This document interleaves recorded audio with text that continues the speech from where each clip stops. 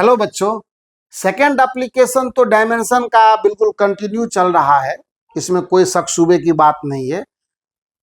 तो हमने आपको एक बार याद दिलाना है कि सेकंड एप्लीकेशन एक्चुअली, चूंकि कुछ बच्चों को इसमें समस्या आती है, इधर अपने क्लास पर भी जो बच्चों को पढ़ाते हैं, तो कुछ बच्चे अभी वीडियो बनाने के टाइम पर जो है वो उनके मन में आ गई बात कि मुझे इसका जवाब, माने जल्दबाजी नहीं होती है तो ऐसा है। सेकंड एप्लीकेशन में मैंने क्या कहा था कि फिजिक्स में कौन सा फार्मूला सही है, कौन सा फार्मूला गलत है, इसके सत्यता की जांच करने के लिए हम डायमेंशन के मेथड का यूज करते हैं। ये बिल्कुल सही बात है। और साथ में मैंने क्या कहा था, सेकंड एप्लीकेशन बहुत बेहतरीन है और इस पर काफी सवाल आते हैं और काफी ढंग से 5 मिनट का मैं रिवीजन एक तरह से, और एक नई बात मैंने कहा था ना लास्ट वीडियो में आपको कि एक सरप्राइजिंग मैटर है इसमें, है ना, इन चेकिंग द करेक्टनेस। बहुत लिखना हमको नहीं है, इन checking the correctness of formula, है ना, dimensional method can be used. यही बात बताई थी मैंने आपको, dimensional method can be used, can be used, ठीक है, can be used in checking the correctness of formula, dimensional method can be used, ठीक है। तुम कुछ पूछना चाहते हो? तुम बोली थी कि इसमें yes, sir. क्या इसमें दिक्कत है, तुमको समझ में नहीं आया? नहीं सर। क्या इसमें तुमको क्या कहना है? सर क्या इसमें डायमेंशनल से फिजिक्स में पूरा सही हो जाता है? इधर सामने आके बोलो। क्या इसमें डायमेंशनल से पूरा फिजिक्स में सही हो जाए, यही बात सच है? नहीं, मेरे कहने का मतलब है कि डायमेंशनल मेथड का यूज हम लोग कर सकते हैं फिजिक्स के फार्मूला के सत्यता की जांच करने के लिए। तुम्हारे कहने का मतलब है कि जो फार्मूला डायमेंशन से सही हो गया, क्या वह ओवरऑल फिजिक्स में सही होगा, ये पूछना चाहते हो? चलो बैठो बैठो बैठो, हम बताते हैं। तुमको भी दिक्कत है इसमें? यस सर, इसी में मुझे दिक्कत था। अच्छा ठीक है, शांत होकर के बैठिए। देखिए, बहुत रोचक ये क्वेश्चन है और आप सबको इस बात पर एक गहन विचार करने की जरूरत है कि अगर कोई फार्मूला डायमेंशनल मेथड से हमने सही लाया, तो उस बच्चे का क्वेश्चन था कि क्या ओवरऑल फिजिक्स में वो सही हो जाएगा, इस बात की फुल गारंटी है? आइए आपको मैं कुछ एग्जाम्पल के थ्रू समझाने की कोशिश कर रहा हूं, मुझे लगता है कि आप फुल एंजॉय कर पाएंगे। आइए देखते हैं उसको। और यही वो कंफ्यूजन है जो सरप्राइजिंग है, जो आपको सीखने की जरूरत है। एकदम साधारण सा मैं एक इक्वेशन लेता हूं, आपको फुल एंटरटेन करूंगा। मान के चलिए कि 3 दोस्त हैं और तीनों फिजिक्स पढ़ते हैं, अच्छे हैं पढ़ने में भी, पर होता है कभी कभी कंफ्यूजन, किसी को भी किसी मैटर पर हो जाता है, बड़ा से बड़ा, छोटा से छोटा चीज। देखिए क्या है, मैं 3 स्टूडेंट की कहानी आपको लिख रहा हूं। एक का नाम है SA, दूसरे का नाम है SB और तीसरे का नाम है SC। 3 विद्यार्थी, तीनों दोस्त हैं।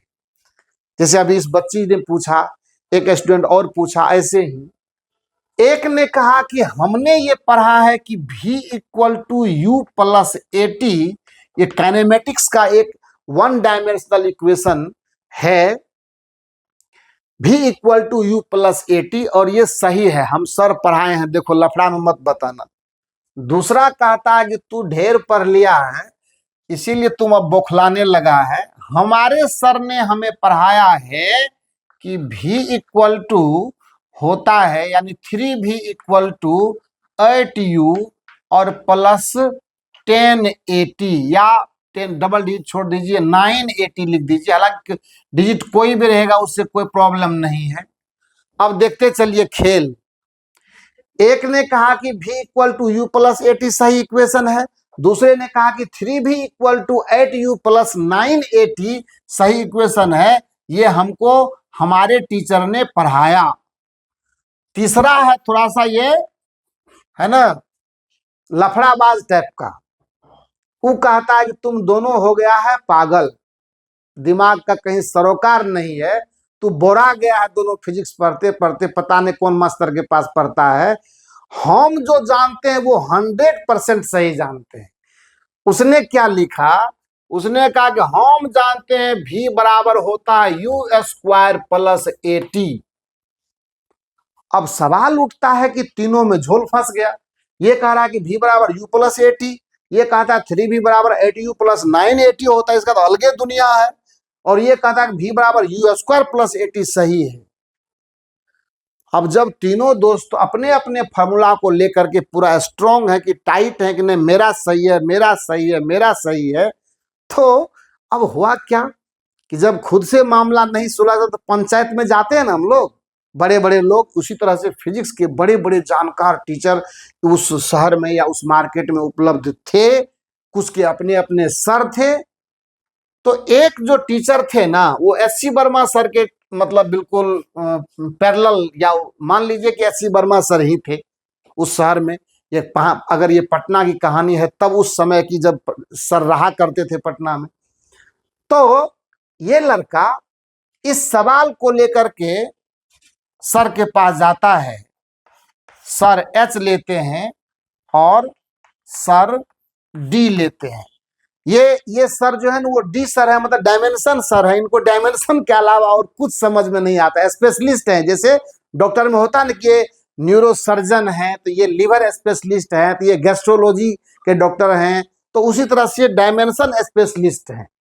और ये जनरल फिजिशियन टाइप के हैं, इनको डायमेंशन भी आता है और फिजिक्स का जो एक्चुअल फिजिक्स का कॉन्सेप्ट है वो तो आता ही आता है।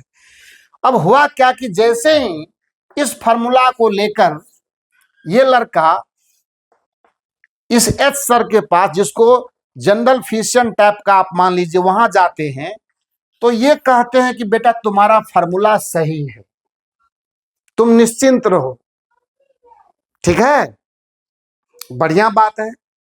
अब यह जो सेकंड, ये तो हो गया, अब बाकी दोनों को ये उल्लू बना रहा है। देखो मेरा है कि नहीं, बोला कि देखो ये जनरल सर के पास गया है, तनी डायमेंशन सर के पास ले जाकर के बताओ, तब ये जब कहेंगे तबे ना हम मानेंगे। दुर्भाग्य बस डायमेंशन सर के पास जब ये सवाल जाता है ये लड़का लेकर के, तो उन्होंने भी यहां भी करेक्ट मिला, उसको वाहवाही मिली यहां पर, और डायमेंशन सर ने भी कह दिया कि बेटा तुम्हारा फार्मूला करेक्ट है। क्यों, ये तो आपको प्रूफ करके दिखाए हैं कि डायमेंशन भी, इसको लेफ्ट साइड में वेलोसिटी है, ये सब आपको करके दिखाए हुए। तो डायमेंशन सर ने भी इसको करेक्ट कह दिया। ये जनरल फिजिशियन वाले जो फिजिक्स सर थे जिसको सब कुछ पता, उन्होंने भी सही कह दिया। अब इस दोनों को हो गया टेंशन, बोला कि लगता है वो अपने को हीरो बना लेगा। बोला रुक, अब ये लड़का कहता कि मेरा लेकर के चलो। तो जब SB सेकंड स्टूडेंट का जब जाता है डायमेंशन सर के पास, तो डायमेंशन सर ने इसे करेक्ट बता दिया। क्यों बताया, क्योंकि डायमेंशन सर को एक ऐसा चश्मा लगा हुआ है आंख में कि डायमेंशन सर को सिर्फ क्वांटिटी दिखती है, फिजिकल क्वांटिटी, उसको न्यूमेरिकल कोफिशिएंट से कोई लेना देना नहीं है। क्लियर, यानी 3 के बदले 3000 3 करोड़ भी कुछ भी रहेगा, उससे कोई फर्क नहीं पड़ता है। ये उसको सिर्फ V, U और AT दिखता है। सो डायमेंशन सर इस फार्मूला को सही कह देते हैं, लेकिन यह फार्मूला जब यहां आता है तो यहां ये रॉन्ग साबित होता है। यानी एक गेट पर तो पास मिल गया उसको करेक्टनेस का, लेकिन दूसरे गेट पर वो गलत हो गया। जैसे ही तीसरा फार्मूला आता है आपको डायमेंशन सर के पास, ध्यान से सुनिएगा, तीसरा फार्मूला जैसे ही डायमेंशन सर के पास आता है, डायमेंशन सर उसको रॉन्ग बता देते हैं। और जब डायमेंशन सर को रॉन्ग बता देते, तो लफुआ टाइप का बच्चा था, तो फिर इसका हिम्मत नहीं है कि ये अपने सवाल को लेकर के सर H सर के पास जाए। ठीक है, और ये आप चेक कर लीजिए, v का डायमेंशन आपको यहाँ LT-1 आएगा, u स्क्वायर का डायमेंशन L पर पावर 2 T पर पावर -2 आएगा, और यहाँ डायमेंशन आपको पता है कि ये LT-2 और ये T, तो ये भी डायमेंशन आपको LT⁻⁻1 देगा। तो यहाँ तो आपको वेलोसिटी का डायमेंशन मिल गया, यहाँ भी वेलोसिटी का डायमेंशन लेफ्ट साइड में मिला, पर यहाँ तो नहीं मिला ना, रॉन्ग हो गया। तो कहने का मतलब क्या हुआ, कंक्लूजन क्या निकलता है, कंक्लूजन ये निकलता है, वो मैं लिख करके दे दूंगा कि अगर कोई फार्मूला डायमेंशन के दृष्टिकोण से सही है तो फिजिक्स के दृष्टिकोण से सही हो भी सकता है और सही नहीं भी हो सकता है। आई बात समझ में? अगर कोई फार्मूला डायमेंशनली करेक्ट है तो वो फिजिक्स के नजर में सही हो भी सकता है और सही नहीं भी हो सकता है, क्योंकि डायमेंशन से ये दोनों फार्मूला सही है। Because there is no any role या no importance of numerical coefficients, है ना, involved in physical equations. Formula में न्यूमेरिकल कोफिशिएंट क्या लगा हुआ है, इससे डायमेंशन को दूर दूर तक कोई वास्ता नहीं है, इसीलिए डायमेंशन ने दोनों फार्मूला को सही बताया। पर लेकिन जिस फार्मूला को डायमेंशन ने गलत बता दिया तो बेटा उसको दूसरे हॉस्पिटल में जाने की अब जरूरत नहीं है, वो 100% फिजिक्स के प्लेटफॉर्म पर गलत होगा ही। सो कंक्लूजन ये कहता है, a formula that is correct dimensionally may और may not be correct physically. अगर कोई फार्मूला डायमेंशन के दृष्टिकोण से सही है तो वो फिजिक्स के दृष्टिकोण से सही हो भी सकता है, सही नहीं भी हो सकता है। लेकिन अगर कोई फार्मूला डायमेंशन के नजर से गलत हो गया तो वो फिजिक्स में 100% ग्रांटेड है कि गलत होगा ही, इसीलिए उस पर कोई भी ऑप्शन अब चुनने की जरूरत नहीं है। So this is the main conclusion of second application, that is the best. तो इसको लिख देते हैं, बिल्कुल जरूरी है। ये एग्जाम्पल तो आपके लिए रामबाण का काम करेगा, और तुम, मुझे लगता है अब ये समझ गई होगी इस चीज को, है ना। सो इसका कंक्लूजन क्या है वो लिख लेते हैं, और जब कंक्लूजन आप लिख लेंगे तो आपको एक सैचुरेशन मिल जाएगा, और वो क्या है आइए देखते हैं। वो है कि अब इसका निष्कर्ष भी आपके सामने, यानी जो फाइनल टच है वो क्या है। कंक्लूजन इसका ये है कि कंक्लूजन ये कहता है कि a formula that is correct dimensionally, that is correct dimensionally, that is correct dimensionally, comma, may और संभावना है, मे और may not be correct physically. Physically का मतलब फिजिक्स के दृष्टिकोण से मैं बात कर रहा हूं, है ना। फार्मूला कहते हैं बट डायमेंशनली इनकरेक्ट फार्मूला, जो डायमेंशन से गलत आपने एक बार देख लिया, dimensionally incorrect formula must be incorrect physically. उसमें कोई मे शब्द लगने का कोई मतलब ही नहीं है, ठीक है। तो ये हमेशा ध्यान दें, थोड़ा सा ये लॉजिकल और सोचने वाला केस था सेकेंड एप्लीकेशन में। सवाल तो अभी चलेगा इस पर, नेक्स्ट वीडियो में हम नीट का क्वेश्चन लेकर के आएंगे, और संभावित रूप से कुछ जेई के भी सवाल अगर मिले हमको तो वो भी दिखाएंगे। और अगर ये सारा चीज हो जाएगा तो आपके ऊपर कुछ लोड भी बढ़ाएंगे और फिर नेक्स्ट एप्लीकेशन के लिए मूव करेंगे। तब तक आप इस कंक्लूजन को और इस कॉन्सेप्ट को अपने अंदर डाइजेस्ट करने की कोशिश कीजिए, और विश्वास है कि आपको काफ़ी मज़ा देगा, और फिर आपको जो कनेक्टिविटी है वो फिजिक्स के प्रति और डायमेंशन के प्रति आपकी बढ़ेगी। Thank you so much.